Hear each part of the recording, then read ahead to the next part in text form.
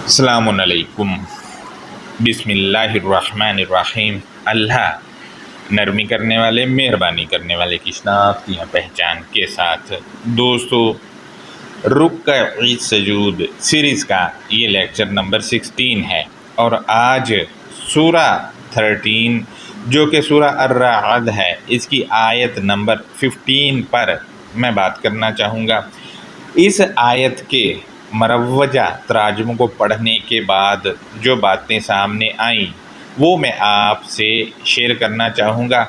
غور کریں، ترجمہ ان میں سے ایک میں نے اسکرین پر لگا دیا ہے۔ انہوں نے لکھا ہے، اور جو کوئی آسمانوں اور زمین میں ہے وہ خوشی اور ناخوشی سے اللہ کو سجدہ کرتا ہے، اور ان کے سائے بھی صبح اور شام کو۔ دوستو، اب آپ بھی اس کو غور سے پڑھیں۔ اس ترجمہ کے مطابق ان کے نظریات کو دیکھیں تو جو نیلے والے خلاؤں میں ہے، جیسا کہ چاند اور سورج اور ستارے اور کہکشائیں اور خلاؤں میں اڑنے والے پرندے بھی، اور ہر چیز جو خلاؤں میں ہے وہ خوشی سے اور ناخوشی سے سجدہ کر رہی ہے۔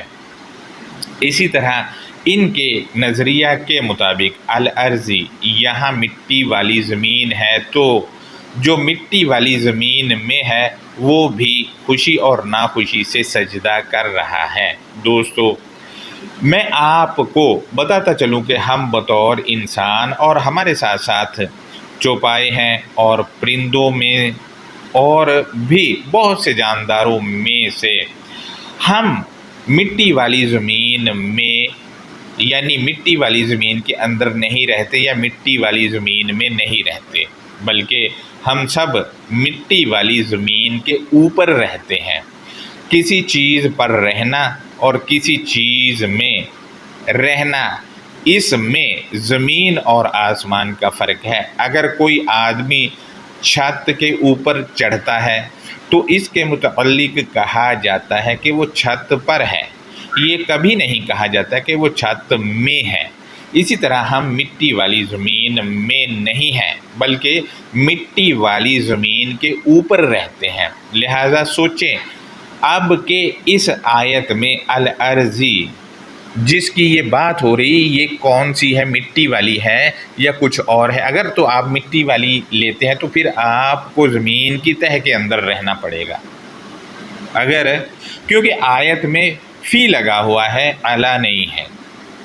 اعلیٰ کے معنی ہوتے ہیں پر اوپر کی طرف، فی کے معنی میں کے اندر کے ہوتے ہیں۔ لہذا دوستو، نہ تو السماواتی نیلے والے خلا ہیں اور نہ ہی الارضی مٹی والی زمین ہے، بلکہ الکتاب المبین تو جب آپ پڑھیں تو غیب پر ایمان رکھ کے اس کو پڑھنا چاہیے، اور غیب پر ایمان آپ کو پتہ ہی ہے کہ کیا ہوتا ہے۔ لہذا ان کے معنی میں پچھلے لیکچرز میں شیئر کر چکا ہوں، اب دوبارہ بھی شیئر کر دیتا ہوں۔ تو السماواتی یہ جمع میں ہے، اس کا روٹ سماوا ہے، اس کے معنی عروج کے ہیں، اس کے معنی برتر کے ہیں۔ الکتاب المبین کے مطابق اس کے معنی آیات کی اٹھان، اور اس کے معنی ایٹماسفیئر کے بھی ہیں۔ لہذا دوستو، الارضی کو ہم دیکھتے ہیں تو یہ سمائی کی ضد ہے۔ اس کے معنی ضد کی صورت میں زوال، پستی، گہرائی، اور اس کے معنی بنیاد، فاؤنڈیشن کے بھی ہیں۔ اور الکتاب المبین کے مطابق اس کے معنی آیتوں کی گہرائی یا آیتوں کی فاؤنڈیشن بھی ہیں۔ لہذا مزید آگے بڑھتے ہیں تو انہوں نے طوعا و کرہن کے معنی خوشی سے یا ناخوشی سے کیے ہیں، جبکہ اس کے یہ معنی نہیں ہے، بلکہ اس میں طوعا ایک صفت ہے اور طوع روٹ سے ہے، اور طوعا کے معنی ہے رضاکارانہ طور پر۔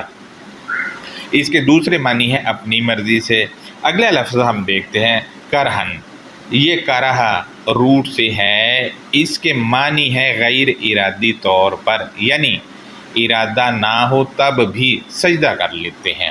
مزید اگلا لفظ دیکھتے ہیں ظلالہم، یہ مرکب اضافی ہے، اس کے ترجمہ میں کہ کا کی لازمی لگے گا، جبکہ ظلالو کو ہم دیکھتے ہیں تو اس کے معنی شیڈ کے ہیں، اس کے دوسرے معنی عکس کے ہیں، اس کے تیسرے معنی پرچھائی بھی ہے۔ یہاں پرچھائی ہمارا جو دھوپ میں چلتے وقت سایہ زمین پر پڑتا ہے وہ نہیں ہے، اور نہ ہی وہ شیڈ ہے، بلکہ یہاں پر پرچھائی وہ کہا جاتا ہے کہ دیکھیں جی یہ فلاں آدمی کا بیٹا ہے، اس میں اسی کی پرچھائی نظر آتی ہے، اس کو دیکھتے ہی بندہ پہچان جاتا ہے کہ اس کا بیٹا ہے۔ لہٰذا یہاں پر یہ جو ہے بطور فگریٹیو ظلالو استعمال ہوا ہے۔ مزید ہم آگے بڑھتے ہیں تو انہوں نے لکھا ہے کہ صبح و شام کو، اس میں آپ سے شیئر کرتا چلوں کہ بالغدوی میں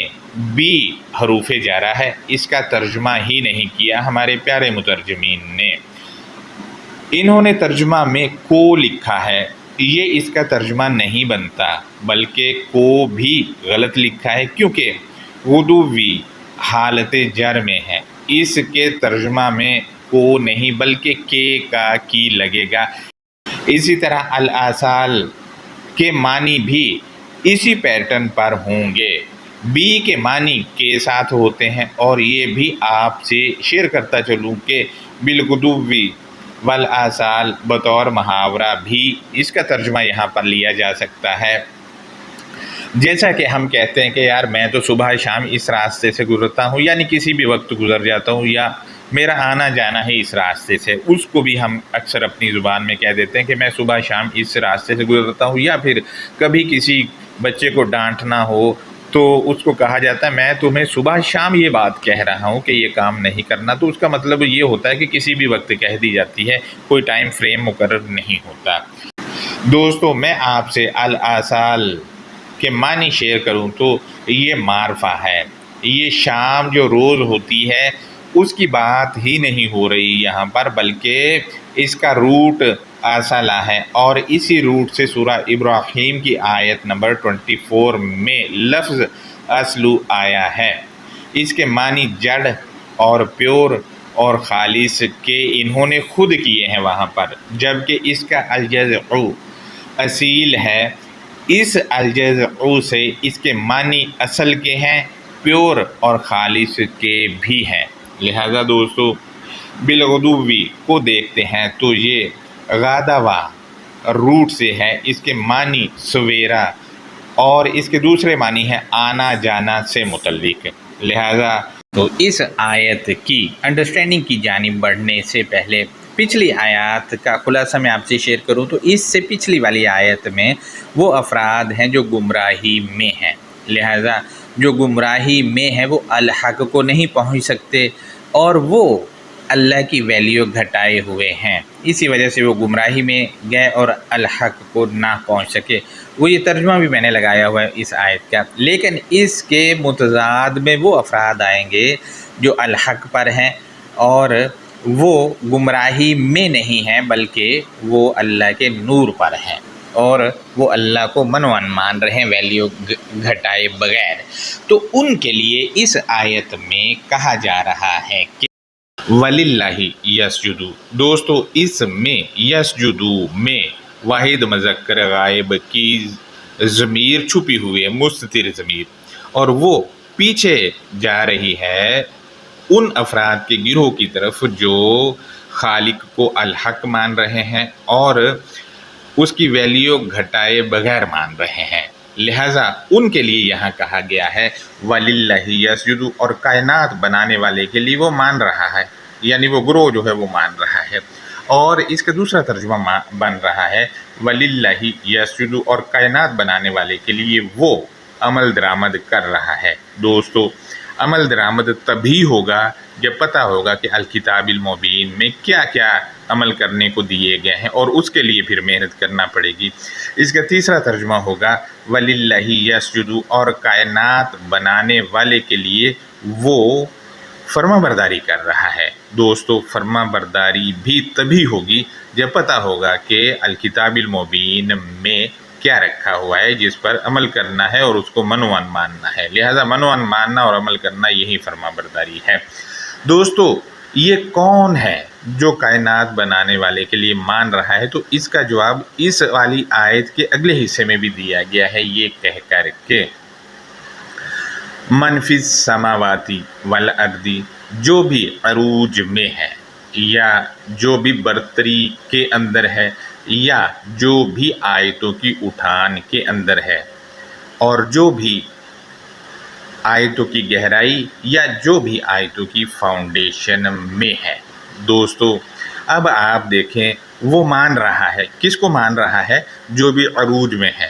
اب ظاہر ہے عروج میں یا برتری میں یا آیتوں کی اٹھان کے اندر آپ کو سارے نیم جو الکتاب المبین میں مینشن ہیں رسولوں کے اور نبیوں کے سارے وہ عروج میں ہے، برتری میں ہے اور آیتوں کی اٹھان کے اندر ہے، وہ سب کو مان رہا ہے اور وہ جو عمل کر رہے ہیں وہ بھی مان رہا ہے اور مان کے اس کی فرما برداری کر رہا ہے اور اس کو عمل درآمد کے طور پر کر بھی رہا ہے۔ اسی طرح جو بھی آیتوں کی فاؤنڈیشن یا آیتوں کی گہرائی میں ہے وہ مان رہا ہے، آیتوں کی گہرائی میں حکمت چھپی ہوئی ہے وہ مان رہا ہے اور احکامات چھپے ہوئے وہ مان رہا ہے اور ان کو لے کے عمل درآمد کر رہا ہے۔ یہ سجدہ ہے اس کا جو اللہ کو الحق مان کے اس کے لیے فرمانبرداری عمل درآمد کر رہا ہے۔ لہٰذا اللہ کو الحق ماننا ہی سجدہ ہے۔ مزید سجدے کے معنی عمل درآمد کے بھی ہیں اور فرمانبرداری کے بھی ہیں، وہ سارا کچھ ہی اس کے اندر آ جاتا ہے۔ لہٰذا مزید یہ کیا اور کیسے عمل درآمد کر رہے ہیں، کیا کسی مجبوری کے تحت کر رہے ہیں یا کیا ان کے سر پہ کسی نے تلوار رکھی ہے، وہ بتایا گیا آیت کے اگلے حصے میں یہ کہہ کر کے تو کرہم و ظلالہم بالغدو والآصال، رضا کرانہ اور غیر ارادی طور پر اور ان کے عکس اصل اور چلے جانے آنے کے ساتھ عمل درآمد یا فرمانبرداری یا مان رہے ہیں۔ لہٰذا دوستو آپ دیکھ لیں یہ رضا کارانہ مان رہے ہیں کیونکہ الحق سے جو ان کو چیزیں ملی ہیں وہ اس کو مان رہے ہیں رضا کارانہ طور پہ، کوئی زور زبردستی نہیں، اور غیر ارادی طور پر، اور اگر ارادہ نہیں بھی ہے تو تب بھی وہ مان رہے ہیں۔ اور ان کے عکس اب دیکھیں جب وہ مان لیا کام کریں گے تو ان کے عکس بھی ان کے ساتھ ساتھ چلیں گے اور اصل جو ہے وہ بھی مان رہے ہیں جو آیتوں سے سامنے آ رہا ہے، اسی طرح اور چلے جانے آنے کے ساتھ عمل درآمد اور فرمانبرداری کیے جا رہے ہیں۔ لہٰذا دوستو یہ اس آیت کی انڈرسٹینڈنگ تھی۔ اگر ہم ان کے والا مروجہ ترجمہ لیں تو اس کے مطابق کائنات میں جو بھی ہے، سورج ہیں، چاند ہیں، ستارے ہیں، وہ سب سجدہ کر رہے ہیں اور زمین میں جو ہیں وہ بھی کر رہے ہیں، کیونکہ ان کا نظریہ مٹی والی زمین کا ہے۔ تو یہاں سوال کھڑا ہوگا کہ ملحد لوگ وہ تو اللہ کو مانتے ہی نہیں ہے تو وہ کیسے ماتھا زمین پہ لگاتے؟ وہ تو نہیں لگاتے، لیکن ان کا بھی سجدہ ہو رہا ہے، ان کا بھی سجدہ ہو رہا ہے۔ اب آپ دیکھیں جب ان کا سجدہ ماتھا زمین پر لگائے بغیر ہو رہا ہے تو آپ کا کیوں نہیں ہو سکتا؟ کیونکہ ان کے مروجہ ترجمہ میں لکھا ہے کہ ہر چیز جو زمین میں وہ سجدہ کیے جا رہی، تو ان کا نظریہ جو ہے سجدہ ماتھا زمین پر لگانا ہے، ملحد لگاتا ہی نہیں ہے، بلکہ وہ تو اللہ کو ہی نہیں مانتا۔ اس کو اگر ہم کہتے ہیں تو وہ دیکھتے تو مسترد کرنے والا، آیتیں رکھ کے دیکھ لیں مسترد کر دے گا۔ تو کیا ہے مسترد کرنے والے کو ابلیس کہا جاتا ہے اور وہ سجدہ نہیں کرتا، لیکن یہاں ان کے والے ترجمے کو مانے تو اس کے مطابق کیے جا رہا ہے، ملحد بھی سجدہ۔ لہٰذا باقی انڈرسٹینڈنگ آپ کے سامنے ہے، یہاں ماتھا زمین پر لگا کر جو کیا جاتا ہے عمل وہ ثابت نہیں ہے کیونکہ ملحد کرتا نہیں ہے، اور باقی جو انڈرسٹینڈنگ جو میں نے الگ سے آپ سے شیئر کی اس پہ بھی آپ غور کر سکتے ہیں۔ لہٰذا اپنا بہت زیادہ خیال رکھیں۔ اللہ حافظ۔